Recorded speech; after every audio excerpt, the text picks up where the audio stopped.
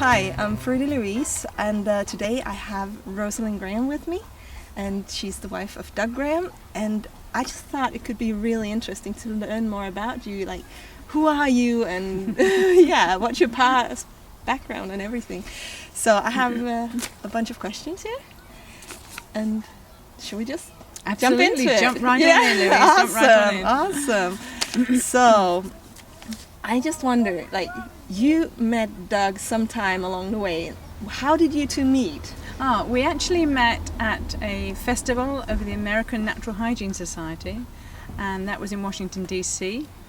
We were both there at the festival, and it just turned out I discovered that Doug was to be speaking at an event in Britain just a few days after the festival, and I'd said to him, well, that's interesting, how are you going to get there? And he said, well, I'm going to land at the airport, and then he produced this sort of tale about these very complicated directions he'd been given by the person who'd invited him, and I started to think, this American boy is going to get really lost in Britain. And so I said to him, why don't I just pick you up from the airport? And I actually am not going to the festival myself that day, I'm going the following day, so if you come back to my home I can feed you and you have a bed for the night, and I'll drive you up to the festival the next day. Well, he was of course really grateful, because I'm sure he was quite apprehensive of going to a strange country and taking loads of different trains and train changes to get to this rather distant place. So he came back, and he did stay the night. We had dinner, we got on really well and found we had so much in common. We went to the festival, and when the festival concluded he decided that he would come back and continue his holiday with me, which he did, and the rest is kind of history, I guess. Right.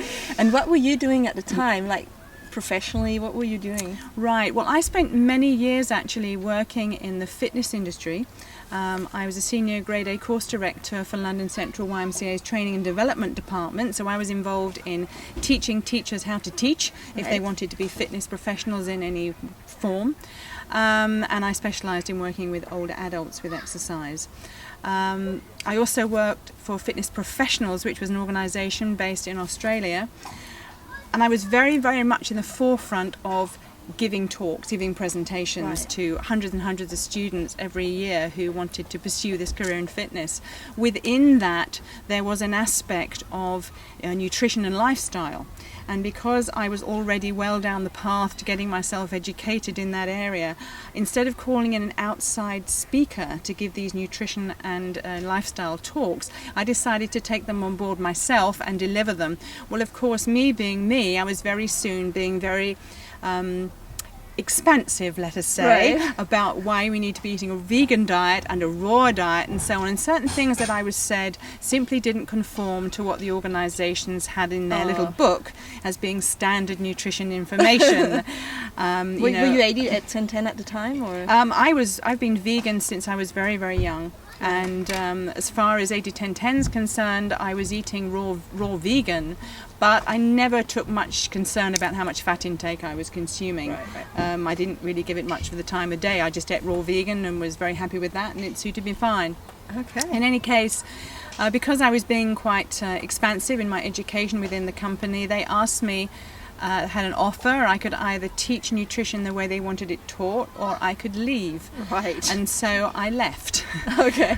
Which was quite a big decision, because I was in a very high-powered job with high income, and I suddenly found myself at home looking at my various things, like my red sports car at the time and my house bills, and thinking, okay, now I've stepped down from this and I've got to do something else. So I then pursued other lines of work in that same area. Eventually I ended up working within Middlesex University in London, teaching nutrition and health science in the Department of Dance, which was very, very interesting. And that's what got me into working with people with eating disorders, because so many of the dancers suffered those terrible afflictions.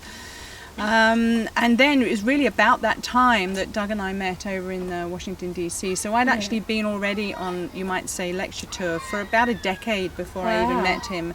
And I'd been raw vegan, well, I'd been vegan since I was very, very young, and raw for quite some number of years. Yeah. Okay. Yeah. And then you met Doug. How did that change your life? Well, I married him, so that's a pretty profound change in one's life. No, what it did do actually was it gave me more international opportunities. Now that's a terrible thing because it's going to sound like, hey, she married Doug so she could travel the world. That really, please, isn't the case. Okay. It's just that Doug was already at his own point in his career where he'd been working as a chiropractor down in the Florida Keys for 25 years and traveling here and there to give these talks on natural hygiene. And seeing as natural hygiene was basically my core subject, my core lifestyle, my core belief, I was very drawn to joining him in that new endeavour of his, of going out and teaching hygiene globally. So really when we met, we discovered that we'd both come to points in our careers where we wanted to just take that on its own without relying on any other source of income and try and go out and let our hearts and our passion lead where we were going rather than worrying too much about what was in the bank. Right. And so you had this career of your own and suddenly you get married to Doug and he's sort of famous. Did you ever feel that you were standing in the shadow of Doug? In all honesty, I have never ever felt that I'm standing in the shadow of Doug, and I truly don't believe I ever will, for the very simple reason I'm not trying to be like Doug. Right. I'm not a mini Doug. I mean, he is himself, bless him, in all his glory, and I am me, and I'm proud of being me, and I'm happy being me. And I think, like everyone, every single person has a lot to offer the world. I'm just unusually fortunate in that I have the opportunity, and have done for so many decades now, of speaking, of giving lectures, of presenting. But no, I have no interest in trying to turn myself into Doug Graham, and I'm sure he has no interest in turning himself into me either. Right. We both stand pretty firmly in our own state of who we are as individuals. That's good. Yeah. That's good. And then you got a daughter together. Yes. How did that change your life? Well, Juno Louise, it was amazing because for a start I never thought I was going to have a daughter because the years went by and I hadn't been particularly careful, if you're following my drift. Right. And no baby materialised. And then, of course, my period stopped and I thought, oh no, I've missed it. This is menopause, and this terrible grief kind of came over me. I was never going to have a child. And then, of course, I discovered I was pregnant, and there I was at 46, about to have my own child. And I was very, very, very relaxed about being confident that my body, even at that age, would know how to have a baby. I figured if it could conceive it, it could give birth to it, right? So I never had any worries on that score. And as far as my career was concerned, being a completely inexperienced mother, or in fact not a mother at all at that point, I decided that I would simply take my little baby and I would continue on tour and I'd continue my career and giving all my natural hygiene talks and presentations, and my little one would just sort of kind of sit on my hip as I went along. Well, the day I gave birth to her, I realised that this was very naive. Okay. And I suddenly realised that the love that I felt for her was so far beyond any other love I'd ever experienced in my life. Wow. Then I knew that my whole life from that moment on was dedicated to her and that everything else came second. And it's been like that ever since. Okay. And at that point I also realised that the idea of just sitting her on one hip and carrying on as usual wasn't going to happen, not because of physically she wouldn't cooperate, but I didn't want to do that. I just wanted to spend all my time with this miracle being. I wanted to invest everything I had in my mind, body and spirit to her. Right. And of course we home educate, and so that takes up a lot of my time, and I'm really happy with that. Okay. I'm really happy with that. So have you had any challenge in agreeing upon her upbringing? Like, did you totally agree on it from the beginning? Do you know, Louise, it's so funny. Doug and I are so in tune with each other that a lot of things we don't even discuss. We just carry on and do it as a couple because we know what each other's perspectives are and what each other's views are and what we're thinking. And the funny thing was, I don't remember how old she was. She could have been 3 or even 4. And somebody said to us, at what point did you and Doug decide to home educate? And Doug and I looked at each other and just burst out laughing because we realised we had never actually discussed it. Right. We'd just silently taken it as a given, knowing each other and who we were. Right. And that goes for a lot of things. We're so in line with the way that we view life, I suppose, in many ways, that we often don't even need to discuss things. We just do it knowing that we're moving forward as a team, which is great. What has been a big challenge over the years? Is there anything you have? It sort of connects back to what you're asking about how my life changed when Francesca was born, Louise, because a really big challenge for me is that for so many years I was on the road with Doug, giving presentations every day of the week. And of course within that, connecting with such heart-centered, loving people. And I was living in a world within a world, if you understand what I'm saying. I mean, it's the raw vegan people and the hygiene people, it's a whole different mentality. It is. Heart-centered sensitivity and everything else. And it was fabulous. But then, of course, I had Francesca. I became a homemaker and a mother, a home-educating mother, and found that my life was surrounded by mainstream people. Oh. And even, to this day, I very seldom connect with other raw vegans, let alone natural hygienists, which is my real, core centre. And so when I come to the Denmark Festival, it's like coming up for air. I mean, it really is, or any other festival that I'm blessed to be invited to. It's my only time of connecting with what I call my people, or my tribe, actually, is how I think of it. And so I live outside my tribe in this kind of strange foreign tribe that I don't quite understand the mentality of. The vast majority of my life, and that to this day is a massive challenge, challenge. Okay. Yeah. Is there something you wish you'd done differently over the years, the past 10 years, for example? Do you know, somebody once said to me, if you choose option A, you get option A experiences. If you choose option B, you get option B experiences. And neither is wrong. Right. So there are things in my very personal life that I would not do again. Okay. But as a general rule, I think, I always made the choices I made at that time because I believed it to be the best thing in my highest good and everybody else's. Many times I might have made mistakes, but if I'd taken the other path, who knows what would have been down there anyway. Yeah. I think in life it really helps us to have a trust that ultimately everything that happens is in our highest good at the end of the day. Right. And what is it actually like to be married to Doug? Doug is the most giving, generous, caring person you can imagine. Right. He spends so many hours when he's tired, in fact when he's exhausted. He will never ignore anyone who has sent in an email or is on one of his sites asking for help. Wow. I mean, I've known him sit up till almost dawn trying to help people over the internet when he is tired and when he has got important appointments the next day. Right. He calls me into his office sometimes and he's almost in tears when he relays to me, obviously he never exposes personal situations by naming anybody, but namelessly. He says, I'm working with an individual, is usually the phrase. Right. And he explains some of the challenge to me because he has to share, because it's touched him so deeply that he's so concerned. And I think all of us, we need to share when we're challenged. Doug is an inspiration to me when it comes to generosity. He is undoubtedly the most generous person I have ever met. Wow. And one thing that's always connected us together is this real belief that all sentient beings are of total value.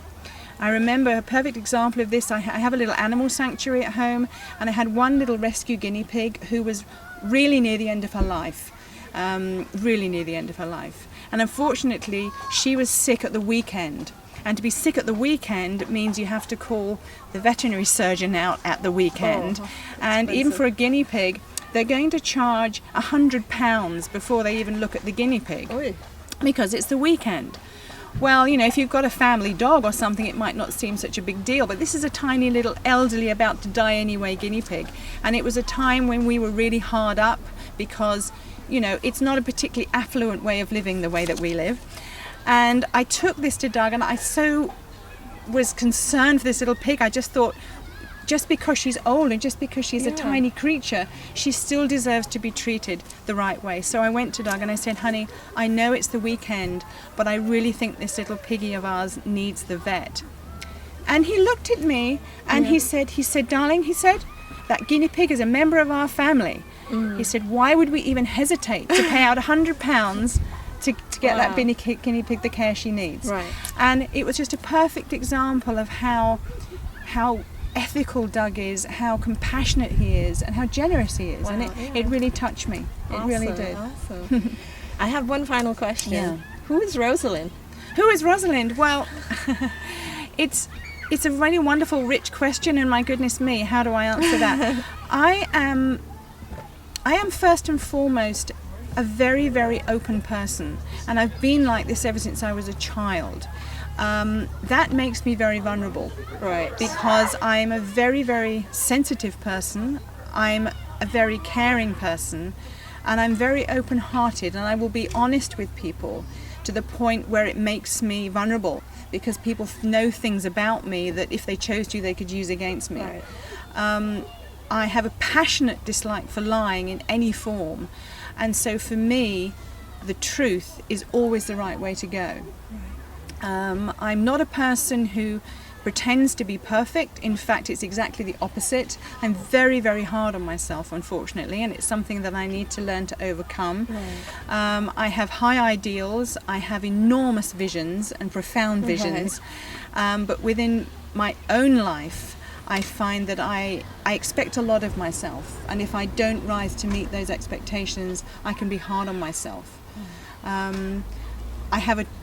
When I was a tiny child, I remember being really, really small and in a shop with my mother, and somebody said to my mother, what is she going to be when she grows up? Yeah. And I remember stepping forward and standing up to my full 3 foot or whatever it was at the time in height, and I looked them in the eye. I said, I am going to go out into the world and save all the animals.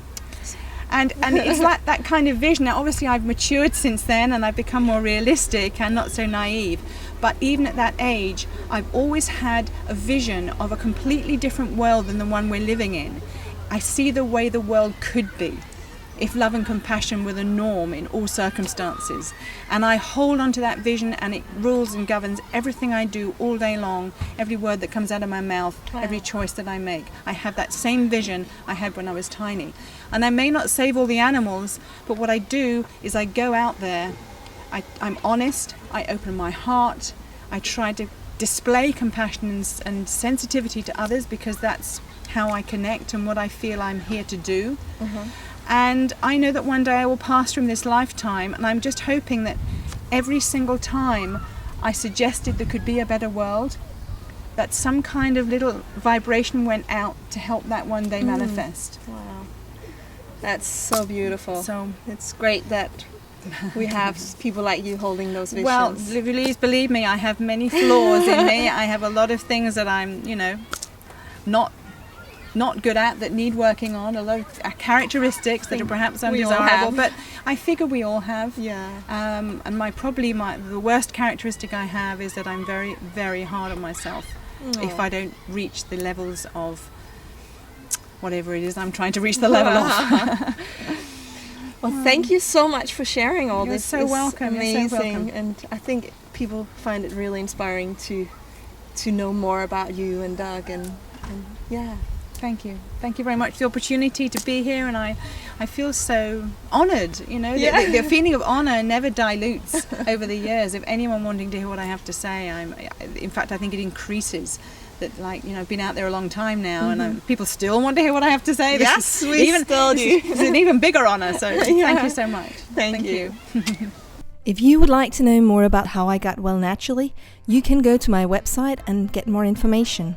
Here you can get a Get Started guide where I tell you all about the diet and lifestyle that I used, and you can also download my top 5 tips totally free.